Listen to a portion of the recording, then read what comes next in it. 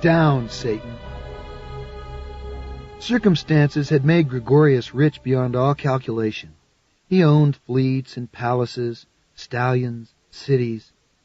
Indeed, he owned so much that to those who were finally charged with enumerating his possessions, when the events of this story reached their monstrous conclusion, it sometimes seemed as if it might be quicker to list the items Gregorius did not own. Rich he was, but far from happy. He had been raised a Catholic, and in his early years, before his dizzying rise to fortune, he'd found succor in his faith.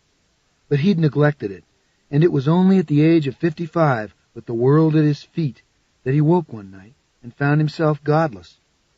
It was a bitter blow, but he immediately took steps to make good his loss. He went to Rome and spoke with the Supreme Pontiff.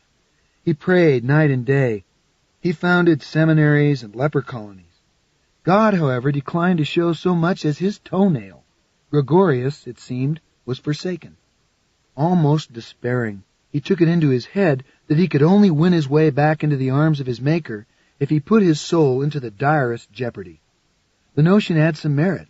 Suppose, he thought, I could contrive a meeting with Satan, the archfiend. Seeing me an extremis, would not God be obliged to step in and deliver me back into the fold? It was a fine plot, but how was he to realize it? The devil did not just come at a call, even for a tycoon such as Gregorius, and his researches soon proved that all the traditional methods of summoning the Lord of vermin, the defiling of the Blessed Sacrament, the sacrificing of babes, were no more effective than his good works had been at provoking Yahweh. It was only after a year of deliberation that he finally fell upon his master plan. He would arrange to have built a hell on earth, a modern inferno so monstrous that the tempter would be tempted and come to roost there like a cuckoo in a usurped nest. He searched high and low for an architect and found, languishing in a madhouse outside Florence, a man called Leopardo, whose plans for Mussolini's palaces had a lunatic grandeur that suited Gregorius's project perfectly. Leopardo was taken from his cell, a fetid, wretched old man, and given his dreams again. His genius for the prodigious had not deserted him.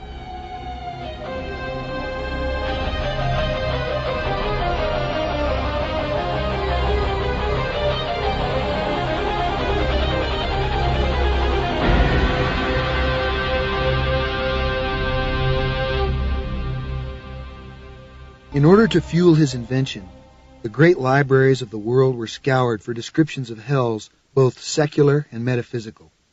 Museum vaults were ransacked for forbidden images of martyrdom.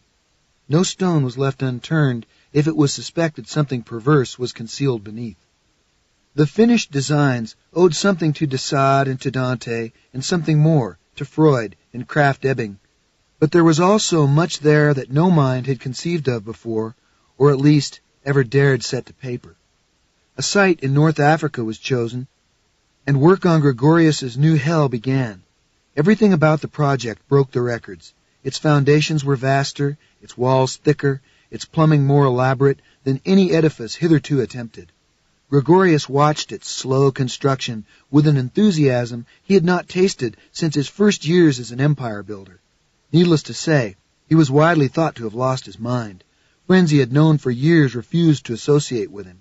Several of his companies collapsed when investors took fright at reports of his insanity. He didn't care. His plan could not fail. The devil would be bound to come, if only out of curiosity, to see this Leviathan built in his name, and, when he did, Gregorius would be waiting. The work took 4 years and the better part of Gregorius's fortune. The finished building was the size of a half a dozen cathedrals and boasted every facility the angel of the pit could desire. Fires burned behind its walls, so that to walk in many of its corridors was almost unendurable agony.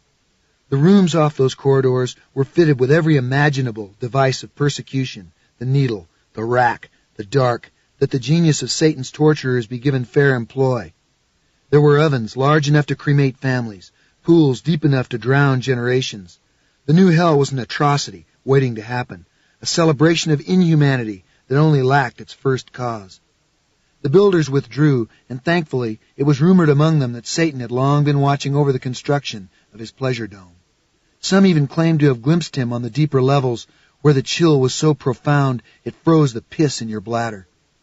There was some evidence to support the belief in supernatural presences converging on the building as it neared completion, not least the cruel death of Leopardo, who had either thrown himself or, the superstitious argued, had been pitched through the 6th-story hotel window.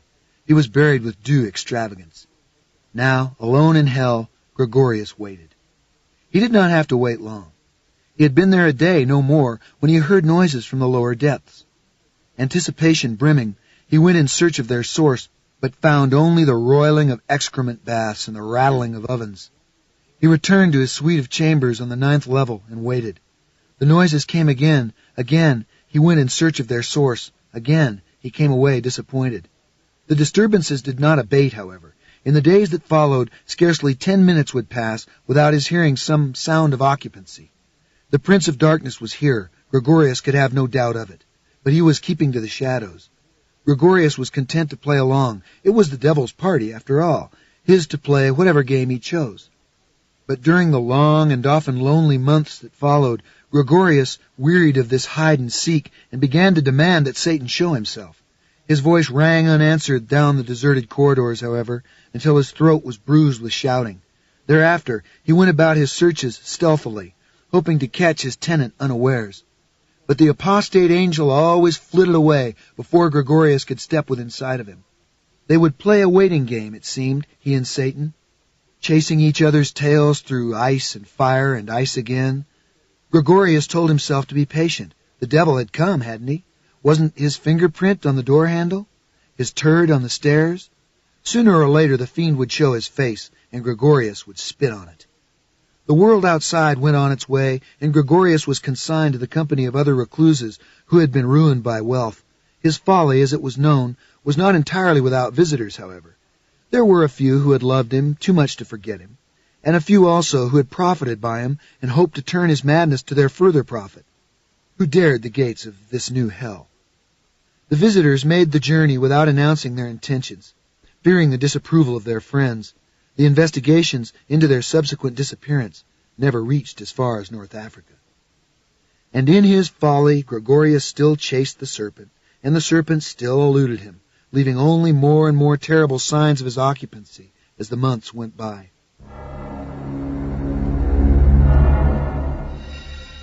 It was the wife of one of the missing visitors who finally discovered the truth and alerted the authorities. Gregorius's folly was put under surveillance, and finally, some 3 years after its completion, a quartet of officers braved the threshold. Without maintenance, the folly had begun to deteriorate badly. The lights had failed on many of the levels, its walls had cooled, its pitch pits solidified. But as the officers advanced through the gloomy vaults in search of Gregorius, they came upon ample evidence that despite its decrepit condition, the new hell was in good working order. There were bodies in the ovens, their faces wide and black.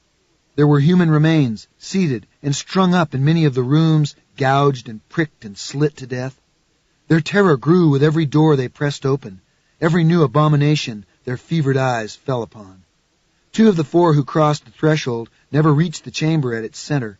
Terror overtook them on their way, and they fled, only to be waylaid in some choked passageway and added to the hundreds who had perished in the folly since Satan had taken residence.